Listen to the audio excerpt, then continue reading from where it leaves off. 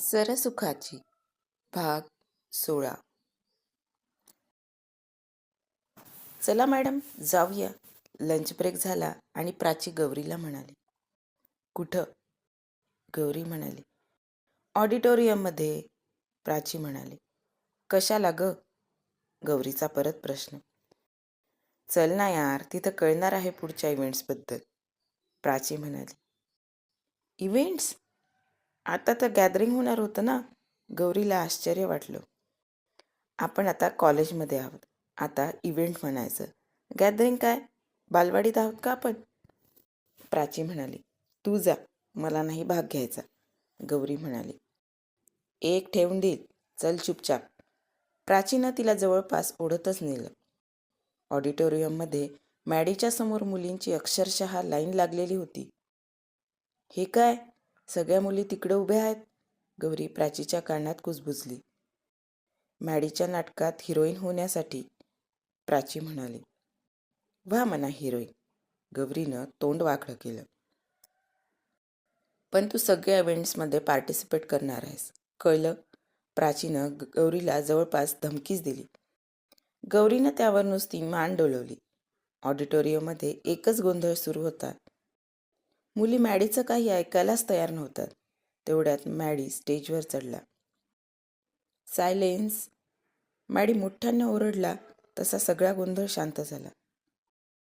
मी ठरवलंय, माझ्या प्लेची म्हणजे नाटकाची हिरोईन कोण असणार ते. मॅडी बोलता बोलता सगळीकडं नजर फिरवत होता. त्याची नजर गौरीवर पडली आणि तो क्षणभर स्तब्ध झाला.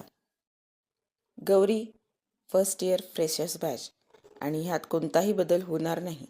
गौरी नाही म्हणाली तर नाटकच होणार नाही.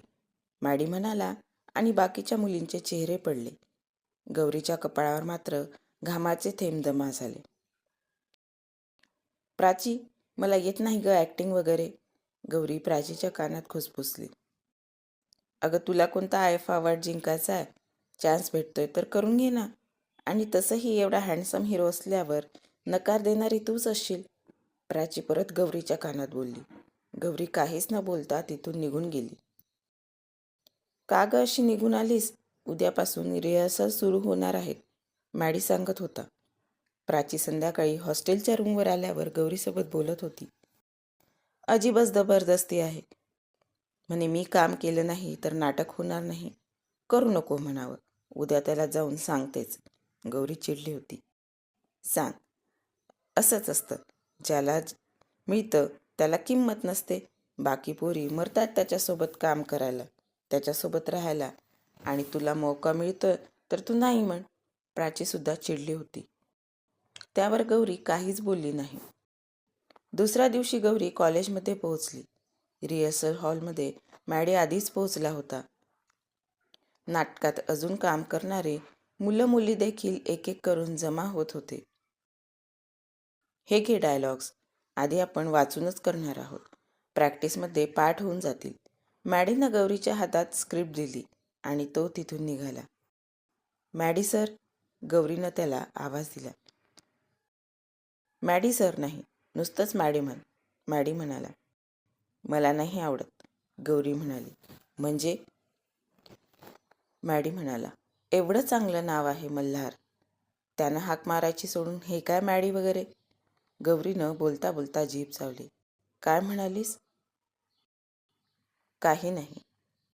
एवढं चांगलं नावाच्या पुढं काय म्हणालीस? मॅडी म्हणाला. असंच मला वाटलं म्हणून मी म्हटलं. गौरी म्हणाली. परत एकदा म्हण. मॅडी म्हणाला. Maddy sir. गौरी म्हणाली. ते नाही, माझं खरं नाव. मॅडी म्हणाला. मल्हार. गौरीच्या तोंडून स्वतःचंच नाव ऐकून मॅडीला जणू आकाश ठिंगणं झालं होतं. अशीच हाक मारत जा. मॅडी अगदी गोड हसत म्हणाला. त्याला बघून गौरीच्या चेहऱ्यावरही आपोआप हसू फुललं. मॅडी तिथून निघून गेला. तुला नकार द्यायला आले होते आणि खरंय, मी काय कुणीच तुला नकार देऊ शकणार नाही. हातातल्या स्क्रिप्टकडे बघत गौरी स्वतःशीच पुटपुटली. गौरी स्क्रिप्ट वाचत होती. त्यातला एक शब्द हृदयाला स्पर्शून जात होता. काय लिहिलं यार. आणि त्यात टाकलेली गाणी. कविता तर विचारूच नकोस. खरंच एवढं चांगलं कुणाला सुचू शकतं का? रात्री रूमवर गौरी प्राचीला सांगत होती. प्राची नुसती हसत होती. आता तुला कशाचं हसू येतंय? गौरी म्हणाली. हेच की एका माणसाला सकाळी काम करायचं नव्हतं आणि आता तारीफ पे तारीफ. प्राची गौरीला चिडवत होती. गौरीनं मात्र लाजून मान खाली घातली. दिवस पुढं सरकत होते. कॉलेजमध्ये गॅदरिंगच्या तयारीनं जोर पकडला होता. निरनिराळ्या स्पर्धा, कार्यक्रमांची तालीम, निरनिराळे डेज या सगळ्याला अगदी आनंदाचं उधाण आलं होतं.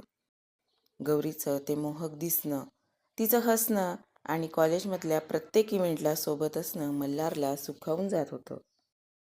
गौरी आणि मल्हार फारसं काही बोलत नव्हते, पण एकमेकांसमोर आले की त्यांचे डोळे जणू सर्व काही सांगून जात होते.